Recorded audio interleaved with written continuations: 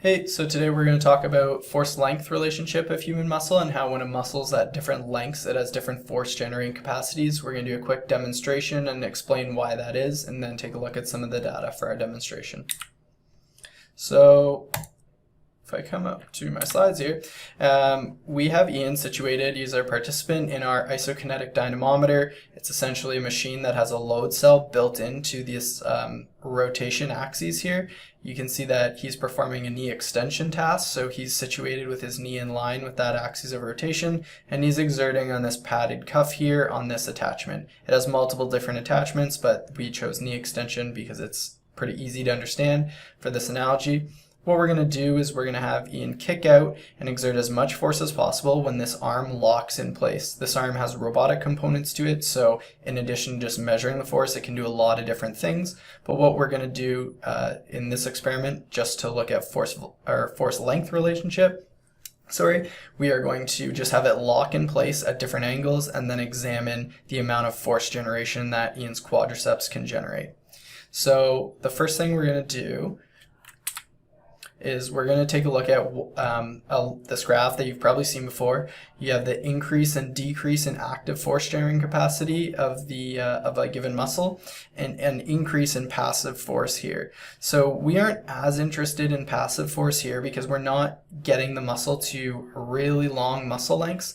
Really long muscle lengths for the quadriceps would entail that Ian's leg is flexed back under him, under the seat, getting into 130 degrees or greater of flexion, and that's just simply not possible in most of what we would do with our quads, but also just in general in this setup, it's just really not possible. You can take advantage of that passive increase, so that stretch in the tendons and connective tissue of the muscle and even the membrane of the muscle a little bit itself. In, like, let's say the deepest of squats, you can get out of the hole a little bit easier using some of that passive force generating capacity. But what we're going to be measuring today is several points along this active force generating capacity curve, and then looking at a slightly longer muscle. So when the muscle is at, let's say, 90 degrees or something, not too long here, and then as it falls off, as that muscle gets very, very short, so he's kicked all the way out to almost 0 degrees here, so the quads would be at its absolute shortest. So what we're going to do, like I said, is have him kick out isometrically at multiple different points here, and then we're going to take a look at what that data shows. And why this is happening at a micro level in the muscle is essentially going to be that muscles have their general resting range, their range that they've sort of evolved to create the maximum force generation at, their normal ranges of motion. And then as you get to those end ranges where the muscle has not physiologically evolved to generate force there, on the shorter end, so if he was kicked all the way out, you actually have too much overlap between your thick filaments and thin filaments here, that the thick filaments actually are hitting those end plates of the sarcomere, running into the Z disc or the Z band, and actually sort of jamming up. You have too much overlap between the sarcomeres. As you get into more optimal length, you have perfect overlap where you have all your myosin heads interacting with the thin filaments of the actin, grabbing on and going through their whole power stroke, effectively creating the maximum amount of force. They're all engaged. But then as those thin filaments slide away, you lose some of the interaction capacity with that thick filament. And then as they almost completely disengage at the longest end range of the muscle, you again lose that force generating capacity, keeping in mind that you do, because this system is so stretched elastically here, you have an increase in that passive force, but generally we're going to clip it right about here, so we're not even really getting into that passive range, which would come up right about here as you really started to stretch the entire capacity of the connective tissue and collagen fibers that hold everything together. So like I said, what we're going to do is we're going to zoom in on Ian's leg here, and then I'm going to superimpose this little image, and just reminding you that we would typically think of like fully flexed and extended as something different. Maybe extended would be 180, but the machine measures fully extended. So a straight line here would be 0 degrees. That's just how they calculate it. And then fully flexed, so creating a very tight V shape under there, would be like 170 degrees. We can't even really get past 110 because of the way the chair is situated here. But this would equate to about a 75-degree angle where his foot is in this picture. So if I superimpose a little muscle on here, and we have him at about 103 degrees, which I said is his max range, we're actually not going to be effectively measuring this data point because not everybody can get to that range, even though we're just doing one.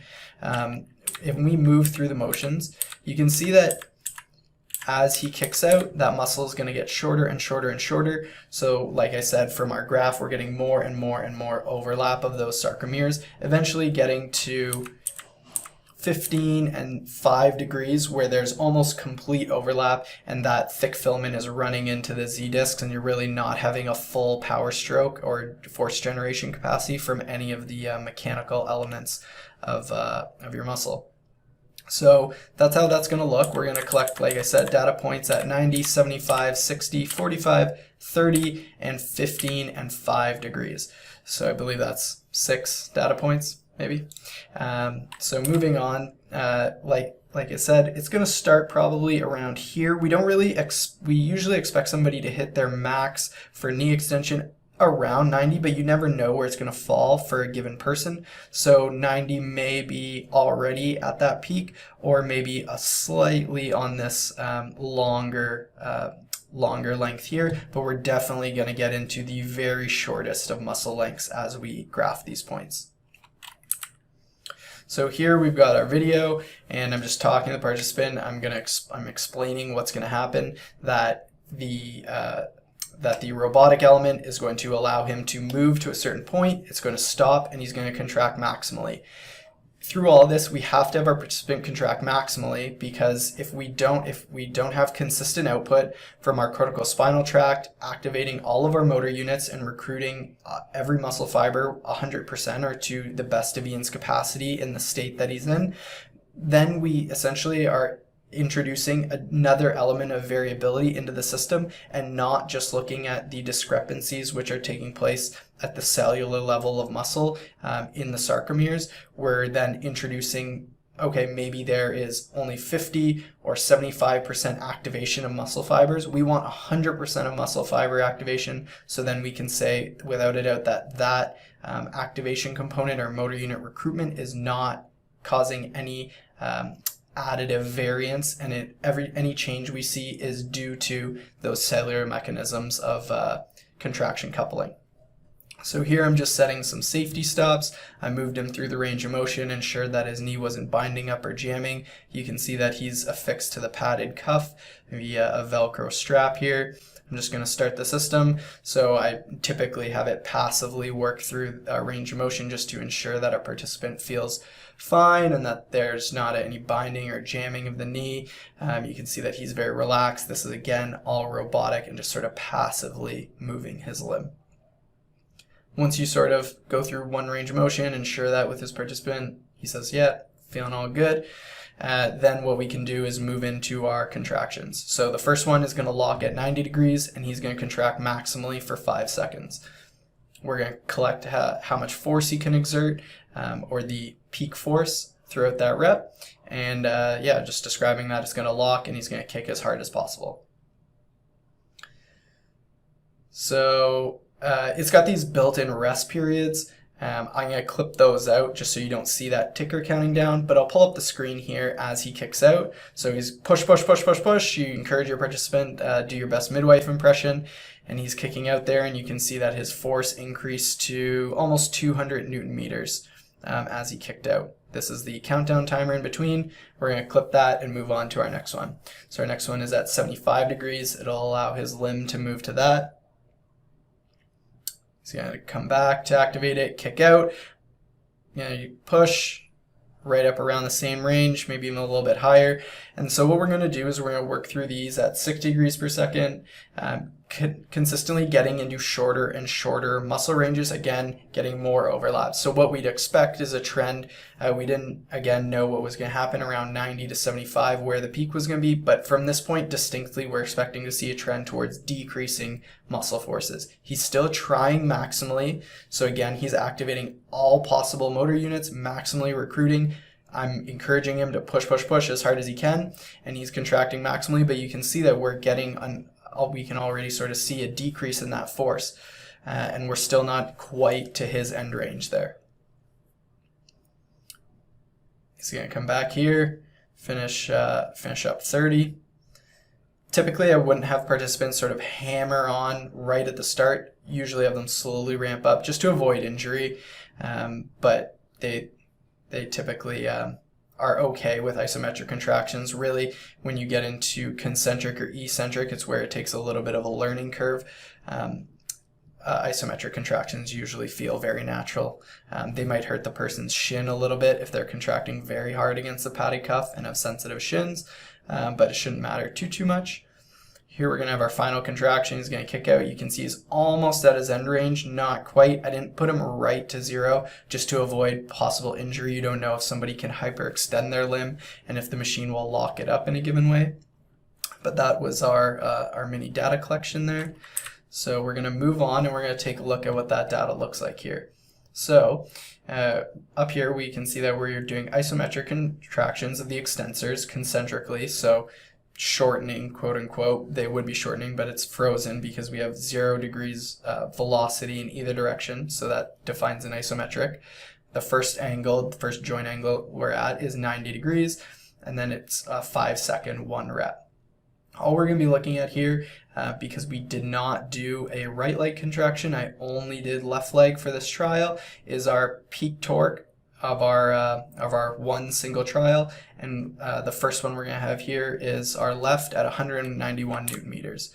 So what we're going to do is put that into our chart at 90 degrees. I measured the moment arms, so from the axes of rotation of his knee, so from the middle of that joint down to where he first interacts with the cuff, because he can start exerting right, not necessarily where the arm meets, but where the cuff interacts, because it has a little metal flange on it. So across the board, his moment arm is not going to change. It's going to be 24.5 centimeters the entire way. You'll need that to calculate your estimated quadriceps force later, but you're going to calculate that. I'm just going to walk you through the data collection here.